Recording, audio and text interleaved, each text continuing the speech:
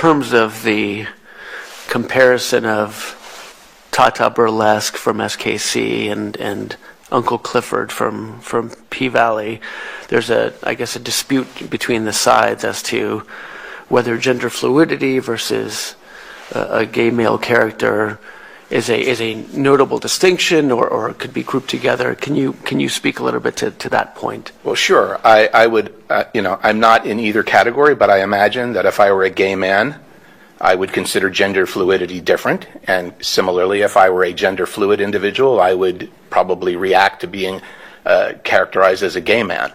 Well, counsel, there's also the distinction in the way these are expressed in terms of their identities. I mean, Tata doesn't have, long silver nails and some of the other things that occur with Uncle Clifford. Yes, that's correct. The Uncle Clifford identifies as female. He wears predominantly female clothing. I believe there's maybe one scene when he was going to a bank where he took off his nails and dressed as a male. Uncle Clifford uses exclusively feminine pronouns. Tata Burlesque, by contrast, dresses like a male, refers to himself with male pronouns, and is an entirely different character. Okay. I'm sorry, Mr. McVeigh or Miss Burlesque. I just get a little confused sometimes because don't you dress up like a woman sometimes? In her upcoming book, Nikki vs. Goliath, The Cost of Justice, Nikki addresses the distinction between Tata Burlesque and Uncle Clifford. Nikki says, and I quote, "The court took it upon itself to judge the nuances of representation, love, and gender identity as a matter of law. The intimate, interpersonal relationships between two people in the LGBTQIA community are both complex and deeply nuanced, defying attempts to fit them neatly into predefined categories. This complexity is reflected in the LGBTQIA acronym, which encompasses a broad spectrum of identities and experiences. It is not a definitive explanation of what love and gender identity are, but rather a testament to the diversity of human connection. For the judges in my case to take it upon themselves to determine that substantial similarity did not exist between my character Tata, which is French for anti-burlesque, and Uncle Clifford from P-Valley, by deciding, as a matter of law, that the distinctions boiled down to superficial details like nail length, hair color, or the amount of makeup and liquid liner worn, was a gross oversimplification of complex narratives. Their ruling failed to account for the layered originality and depth of the characters and dismissed the lived realities that these characters sought to amplify."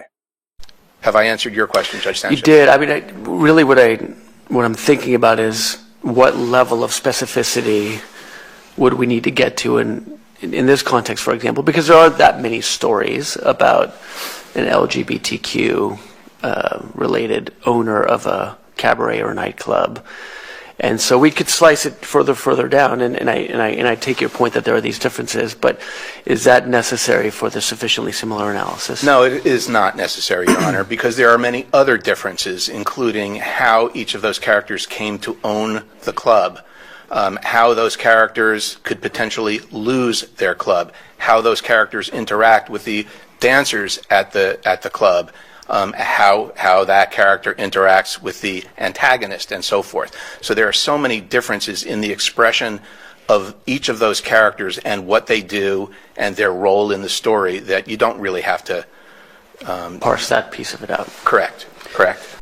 Both Tata Burlesque and Uncle Clifford occupy spaces that highlight the intricate dynamics of being openly queer while navigating relationships with men who prefer to remain on the down low. These relationships are fraught with societal pressures, stigma, and secrecy, creating a narrative ripe for exploration. In my work, Tata's down-low lover profoundly shapes Tata's arc, while in P-Valley, Uncle Clifford's relationship with a closeted man is ongoing and central to the plot. These differences in resolution are not a matter of whether one is more gay or authentic than the other. They are creative choices that reflect the spectrum of experiences within LGBTQIA communities. Reducing these rich narratives to questions of nail length or hair color erases the cultural and emotional weight of the characters they represent. It is an act of legal dissection that prioritizes dissimilarities over thematic resonance and shared humanity.